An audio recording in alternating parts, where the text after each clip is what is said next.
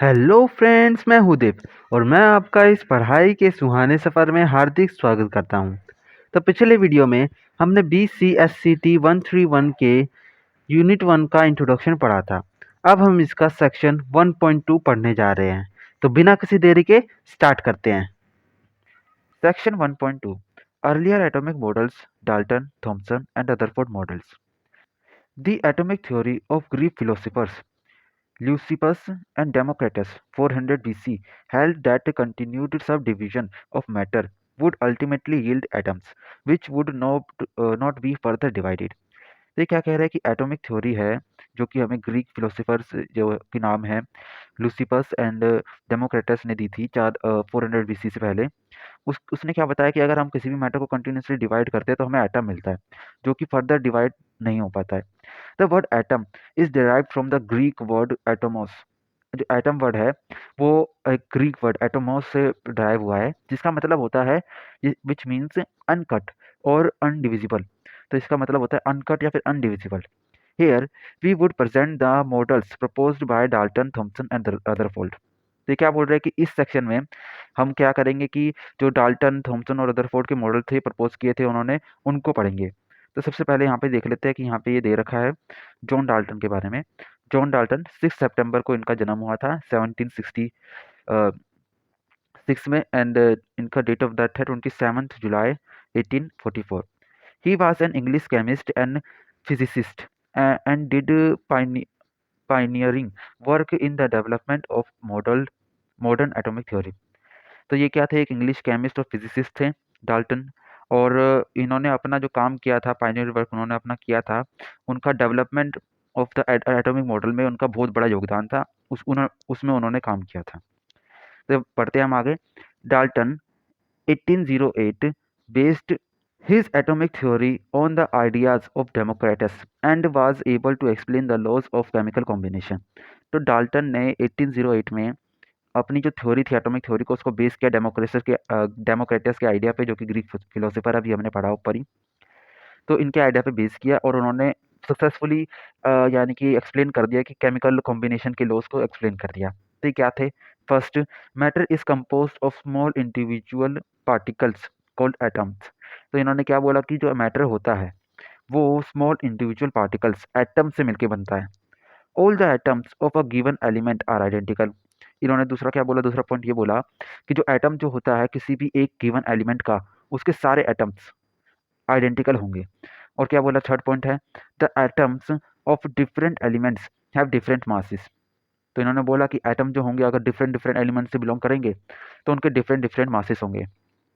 इसके बाद में इन फोर्थ पॉइंट है a compound is a specific combination of more than one element. जो कंपाउंड जो होता है वो एक स्पेसिफिक कॉम्बिनेशन होता है, एक या फिर एक से ज़्यादा एलिमेंट, मोर देन वन एलिमेंट। एलिमेंट एक से ज़्यादा होगा तब जाके वो कंपाउंड बनेगा। ठीक है। अब इसके बाद में फिफ्थ पॉइंट उन्होंने बोला in a chemical reaction atoms are neither created not destroyed but exchange partners to give new substances. तो इन्होंने ये बहुत बड़ा पॉइंट बोल दिया कि केमिकल रिएक्शन जो होती है, केमिकल रिएक्शन में क्या होता है कि एटम जो होते हैं वो ना तो बनते हैं ना कि डिस्ट्रॉय होते हैं। बनते और डिस्ट्रॉय नहीं होते हैं, पर वो अपने पार्टनर्स को एक्सचेंज कर लेते हैं ताकि नए सब्सटेंस बनाए जा सके। ओके, तो इन्होंने ये बोला। अब इसके बाद में दस Dalton atomic theory suggested that atom is indivisible. तो डाल्टन की थ्योरी क्या बोल रही थी कि एटम जो है इनडिविजिबल है, उसको डिवाइड नहीं किया जा सकता।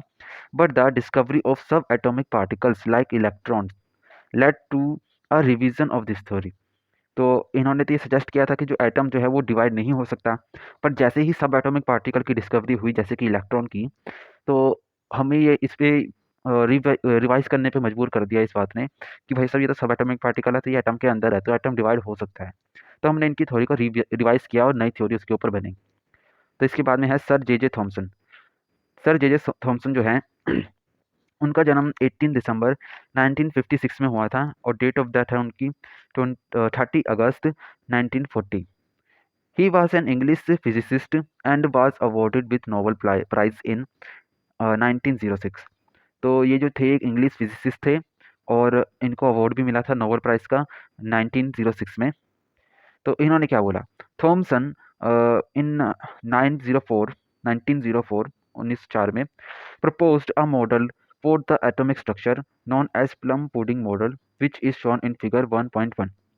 तो थॉमसन ने 1904 यानी कि 1904 में एक मॉडल एटॉमिक मॉडल प्रपोज किया जिसको हम प्लम पुडिंग मॉडल के नाम से भी जानते हैं, और ये फिगर 1.1 में दे रखा है, यानी कि ये मॉडल है, ये जो मॉडल दे रखा है ये प्लम पुडिंग मॉडल है। ये क्या बता रखा है कि स्पेरिकल क्लाउड जो है पॉजिटिव चार्ज, इसमें एक स्पेरिकल क्लाउड होता है पॉजिटिव चार्ज का और उसमें इलेक्ट्रॉन्स एम्बेडेड होते हैं, जिस तरीके से प्लम पुडिंग होती है उसी तरीके से। अब इसके आगे बढ़ते हैं तो क्या बोल रहे हैं, he considered a atom to be a uniform sphere of positive electricity of about 10 raised to the power minus 8 centimeter radius, with the electrons embedded in such a way as to give the most stable electrostatic arrangement। तो क्या बोल रहे हैं कि उन्होंने क्या consider किया, एक यूनिफॉर्म स्फीयर कंसिडर किया, एक पॉजिटिव चार्ज का यूनिफॉर्म स्फीयर, और उसकी रेडियस उन्होंने मानी कि लगभग 10 raise to the power minus 8 centimetre उसकी रेडियस है, विथ इलेक्ट्रॉन्स एम्बेडेड। तो इलेक्ट्रॉन्स उसमें, और क्या माना कि उसमें इलेक्ट्रॉन्स एम्बेडेड है, जगह जगह पे इलेक्ट्रॉन्स हैं, इन सच अ वे दैट द इस तरीके से एम्बेडेड है कि वो उसको एटम को मोस्ट स्टेबल इलेक्ट्रॉनिक अरेंजमेंट देगा, इलेक्ट्रोस्टैटिक अरेंजमेंट देगा। This model considered negatively charged electrons embedded in a sphere of positive charge, just like plum pieces are present in a pudding। तो इस मॉडल ने क्या कंसिडर किया कि ये जो है नेगेटिवली चार्ज जो इलेक्ट्रॉन्स हैं वो एक पॉजिटिवली चार्ज स्पेयर के अंदर एम्बेडेड है, जस्ट लाइक प्लम पुडिंग, जो प्लम के पीसेस होते हैं पुडिंग में, तो उसी तरीके से ये एग्जाम्पल दे रखा था। Therefore it is also known as plum pudding model, इसीलिए इसको प्लम पुडिंग मॉडल भी बोला जाता है। अब यहाँ पे एक थोड़ा सा नोट है, छोटा सा। Thomson compared atom to be a pudding having electrons as partially dried grapes in it. तो थॉमसन ने क्या सोचा कि एटम जो है वो एक पुडिंग की तरह है जिसमें इलेक्ट्रॉन जो है वो पार्शियली ड्राइड ग्रेप्स है, तो इस तरीके से वो उन्होंने सोचा। अब इसके बाद में आगे बढ़ते हैं तो आगे क्या बोल रहे हैं, this model was not able to explain the observation of Grigor and Marston 1904 regarding the scattering of the alpha particle directed towards thin gold foil, figure 1.2। तो ये जो मॉडल था, ये मॉडल तब के लिए ठीक था, जब ये प्रपोज किया तब इसको बहुत यानी कि माना गया, पर जब ये एक्सपेरिमेंट हुआ, जब ये ग्रिगर और मार्सटन ने ये 1909 में स्कैटरिंग ऑफ अल्फा पार्टिकल का ये एक्सपेरिमेंट किया, अल्फा पार्टिकल का गोल्ड फॉल एक्सपेरिमेंट जिसको बोला जाता है। तो ये जो एक्सपेरिमेंट किया तो तब ये पता चला कि ये जो है ये ठीक नहीं है, इसमें कुछ गड़बड़ है। तो ये गड़बड़ को हमें ठीक करना था क्योंकि थ्योरी को थोड़ा इम्प्रूव किया गया, फिर से इसको रिवाइज किया गया। तो इसमें ये पिक्चर में दिखा रखा है ग्रीगर and Marsons alpha particle experiment. यहाँ पे एक अल्फा बीम जा रही है जो कि ये अल्फा सोर्स है, ये एक लेड के बॉक्स में बंद होता है, तो यहाँ से अल्फा पार्टिकल एक छोटा सा छेद कर रखा, तो अल्फा पार्टिकल यहाँ से जा रहा है। ये गोल्ड फॉइल है जो कि अल्फा पार्टिकल्स को डिफ्लेक्ट कर रही है अलग अलग एंगल्स पे। और इसके बाद में ये क्या है, ये एक है सर्कुलर फ्लोरोसेंट स्क्रीन। फ्लोरोसेंट वो चीज़ होती है जिस पे टच करेंगे ना, अगर कोई पार्टिकल टच करेगा वो ग्लो करती है फिर, तो इस तरीके से डिटेक्ट करते हैं। मोस्ट पर्टिकुलर आर अनडिफ्लेक्टेड, जो मोस्ट पार्टिकल जो थे वो अनडिफ्लेक्टेड थे। और इसके बाद में स्कैटरिंग ऑफ पार्टिकल्स को दिखा रखा है इसमें। तो ये तो एक्सपेरिमेंट के बारे में थोड़ा पिक्चर के वे में दिखा रखा है। अब चलिए आगे बढ़ते हैं। Some alpha particles were deflected from their straight line path and a few recoiled back towards its source। तो कुछ जो पार्टिकल थे अल्फा पार्टिकल वो तो एकदम स्ट्रेट लाइन में गए, पाथ से जो थे उनकी स्ट्रेट लाइन में कोई डिफ्लेक्शन नहीं हुई, और कुछ तो ऐसा हुई कि वो पूरा वापस चले गए, बहुत कम, पर वो एकदम पूरा जिस रास्ते से आए थे उसी रास्ते पे वापस चले गए। ये एज शोन इन फिगर, जो ये फिगर 1.3 ए में दिखा रखा है, इस फिगर में दिखा रखा है 1.3 ए में ये चीज़ दिखा रखी है। कुछ पार्टिकल तो सीधा निकल गए और कुछ तो ऐसे कि डिफ्लेक्ट हुए, कुछ तो ऐसे ही पूरा डिफ्लेक्ट हो गए। A uniform sphere of positive charge would mean only a gradual deflection of the alpha particle but not scattering as it proceeded through the foil। तो इन फिगर 1.3.b, तो अगर जो पार्टिकल का अल्फा पार्टिकल जो होता है, क्योंकि वो पॉजिटिवली चार्ज होता है, हीलियम का न्यूक्लियस होता है वो, तो पॉजिटिवली चार्ज होता है वो, जब वो पॉजिटिवली चार्ज है तो हमने ये माना था थॉमसन के मॉडल में कि एटम जो होता है एक स्पेयर होता है जो कि पॉजिटिवली चार्ज होता है और उसमें इलेक्ट्रॉन एम्बेडेड होते हैं इस तरीके से। तो अगर ऐसा होता तो जो अल्फा पार्टिकल्स हैं उनका एक नॉर्मल डिफ्लेक्शन होना चाहिए था, हल्का हल्का सब में। ऐसे नहीं कि कुछ तो एकदम उसमें हो ही नहीं रहा, उसमें कोई इफेक्ट पड़ ही नहीं रहा इलेक्ट्रोस्टैटिक फोर्स का, और कुछ तो ऐसे हो रहे हैं कि वो बस एकदम वापस ही चले जा रहे हैं कुछ। तो ऐसा नहीं होना चाहिए था।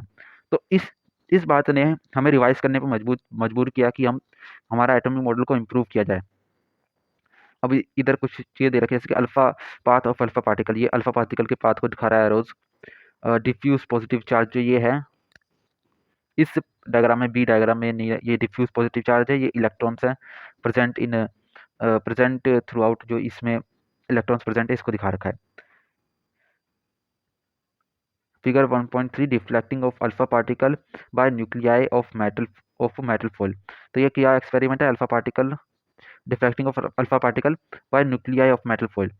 पहले क्या है, ऑब्जर्व्ड रिजल्ट्स, और सेकंड क्या है, expected outcome of the experiment. तो ये आना चाहिए था, यानी कि एक्सपेक्ट कर रहे थे, पर आया क्या, ये आया। ये बता रहा है, curved line shows the path of alpha रे deflected, while straight lines indicate the path of those not deflected।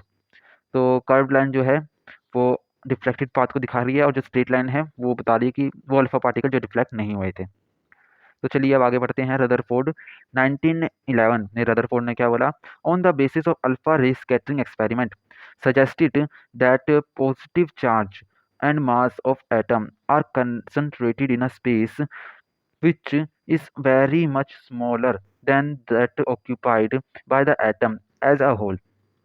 तो 1911 में रदरफोर्ड ने अल्फा रे स्कैटरिंग एक्सपेरिमेंट को देखते हुए ये सजेस्ट किया, यानी कि एटॉमिक मॉडल किसने सजेस्ट किया, रदरफोर्ड ने, कि जो पॉजिटिव चार्ज और मास है एटम का, वो ऐसे प्लम पुडिंग की तरह स्कैटर नहीं है, स्पेयर में नहीं है, वो एकदम कॉन्सेंट्रेटेड है एक बहुत ही छोटे एरिया में, very much smaller area that occupied by the whole atom is a whole. तो एटम के मुकाबले वो बहुत छोटा है।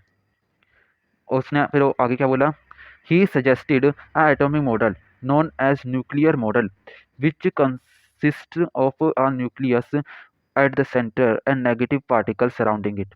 तो रदरफोर्ड ने क्या सजेस्ट किया, ही सजेस्टेड, उन्होंने एक ऐसा एटॉमिक मॉडल सजेस्ट किया जो कि हम बोलते हैं न्यूक्लियर मॉडल जिसको बोला जाता है, जिसके सेंटर में, यानी कि एटम के सेंटर में न्यूक्लियस होगा, और उसके चारों तरफ इलेक्ट्रॉन जो नेगेटिव पार्टिकल्स है वो उसके चारों तरफ घूमेंगे, इस तरीके से सराउंड करेंगे, इस तरीके से उन्होंने एक्सप्लेन किया। The nucleus accounted for mass and positive charge. जो न्यूक्लियस था वो यानी कि रिजेंबल कर रहा था, अकाउंटेड कर रहा था mass of and positive charge. तो उसमें मास था, मेन जो मास है वो न्यूक्लियस में था, और पॉजिटिव चार्ज जो था वो न्यूक्लियस में था।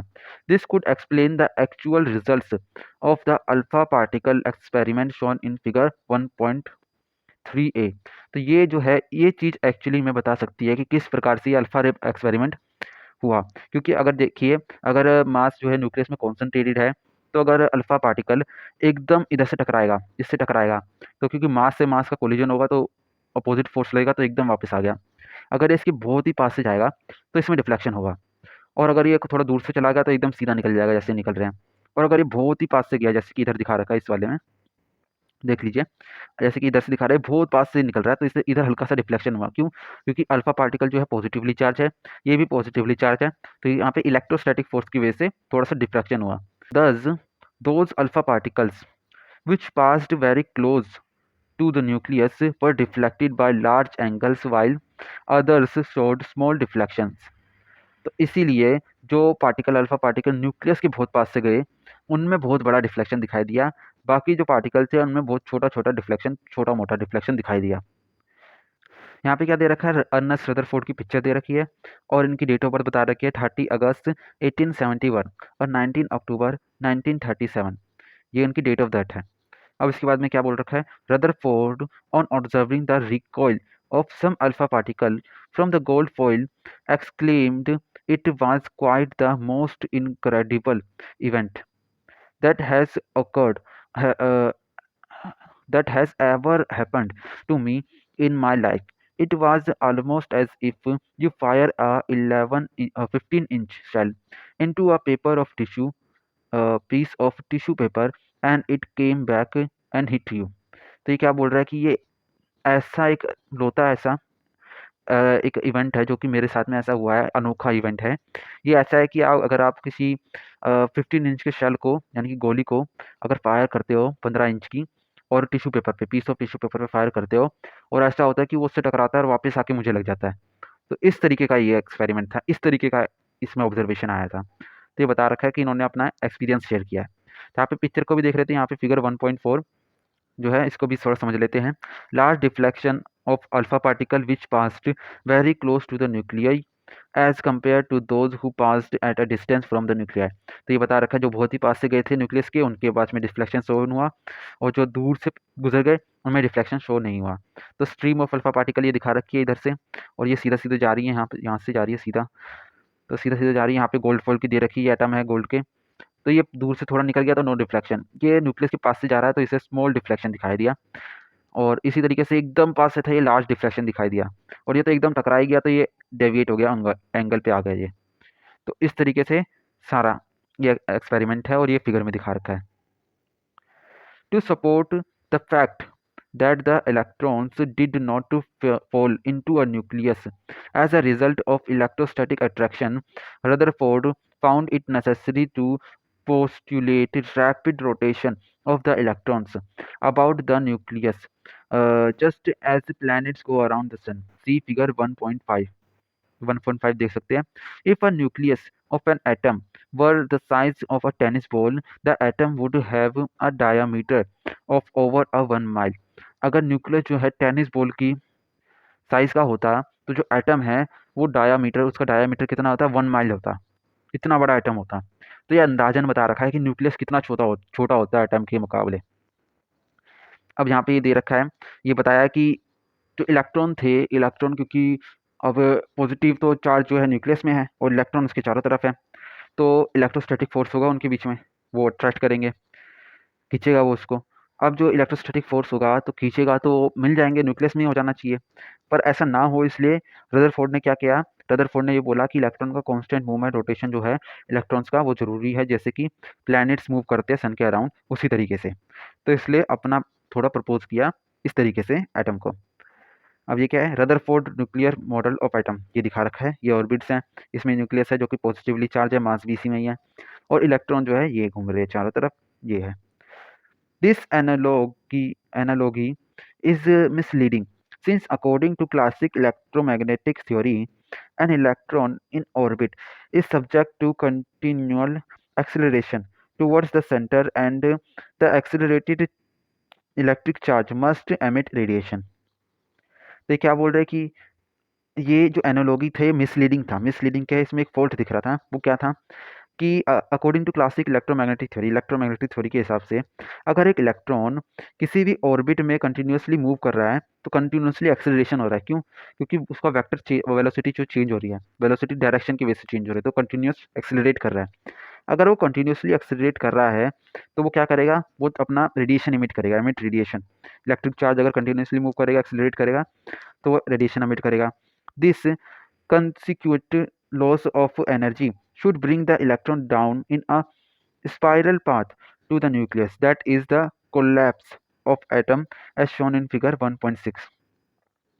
अगर ऐसा कंटिन्यूस लॉस होगा एटम का रेडिएशन के रूप में, क्योंकि रेडिएशन भी एक एनर्जी है और एनर्जी का लॉस हो रहा है, तो जो इलेक्ट्रॉन है जो कि मूव कर रहा है स्पाइरल पाथ में, उसकी जो स्पाइरल की रेडियस है वो कम होती रहेगी, क्योंकि वो एनर्जी लूज कर रहा है। तो एनर्जी लूज कर रहा है तो उसका यानी कि एक्सेलरेशन कम होता रहेगा। अब वो घूम घूम के एकदम ऐसे फिर एटम के न्यूक्लियस से कोलैप्स कर जाएगा, और फिर एटम एक तरीके से डिस्ट्रॉय हो जाएगा, जैसे कि इसमें दिखा रखा है, ये इधर फिगर में दिखा रखा है। इलेक्ट्रॉन यहाँ पे चारों तरफ घूम रहा है, ये न्यूक्लियस है, तो इस तरीके से अगर घूम रहा है तो अगर क्योंकि रेडिएशन एमिट करेगा तो ऐसे ही घूमते घूमते घूमते घूमते फिर धीरे धीरे करके यहाँ पे न्यूक्लियस में टकरा जाएगा, और यहाँ पे फिर पॉजिटिव और नेगेटिव चार्ज मिल जाएंगे, तो एटम डिस्ट्रॉय हो जाएगा, इस तरीके से दिखा रखा है। अब इसके बाद में हमारा आता है SAQ1। तो SAQ1 आप पहले ट्राई कर लीजिए, उसके बाद हम आगे बढ़ेंगे। What is the essential difference between atomic models proposed bye Thompson and Rutherford. तो ये क्या बोल रहे हैं कि थॉमसन और रदरफोर्ड के बीच में जो एटॉमिक मॉडल दिए थे उनमें क्या एसेंशियल डिफरेंस था, उसमें क्या डिफरेंस था, मेन डिफरेंस क्या था, तो इसके बारे में हम पढ़ेंगे। तो चलिए अब हम SAQ के फर्स्ट के आंसर पे आते हैं। Thomson proposed that electrons are distributed within a sphere of positive electricity, whereas Rutherford thought that the electrons move around a center positively charged around a central positively charge nucleus. तो यही सबसे main difference था। Thompson बोल रहा था कि जो positive charge है वो एक स्पेयर है और उसमें इलेक्ट्रॉन डिस्ट्रीब्यूटेड है, तो पॉजिटिव चार्ज तो डिस्ट्रीब्यूट हो गया और इलेक्ट्रॉन्स है उसमें। और ये क्या बोल रहा था, रदरफोर्ड क्या बोल रहा था कि पॉजिटिव चार्ज जो है वो कॉन्सेंट्रेटेड है सेंटर में और उसके चारों तरफ इलेक्ट्रॉन्स हैं। तो 2 पॉइंट हो गए एक तरीके से, क्या कि पॉजिटिव चार्ज इसमें डिस्ट्रीब्यूटेड बोल रहा था थॉमसन, और रदरफोर्ड ने क्या बोला, रदरफोर्ड ने बोला कि वो कॉन्सेंट्रेटेड है।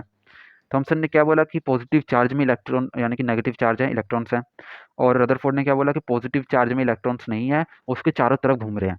तो ये 2 डिफरेंस आपको पता चल गए होंगे, ये 2 मेन डिफरेंस थे। तो चलिए अब आगे बढ़ते हैं। तो यहाँ पे हमारा आज का सेक्शन 1.2 खत्म होता है। हम अगला सेक्शन जो है 1.3 वो अगली क्लास में करेंगे, बोर एटॉमिक मॉडल। तो आज की वीडियो में इतना ही। अगर आपको कोई डाउट हो तो आप उसे कमेंट सेक्शन में लिख सकते हैं ताकि एक डिस्कशन स्टार्ट हो सके, और जो भी क्वेश्चन ज़्यादा पूछा जाएगा मैं उसके ऊपर वीडियो भी बनाऊंगा। So put your doubts in the comment section below, and I am looking forward to studying with you again. So see you in the next video. Bye bye.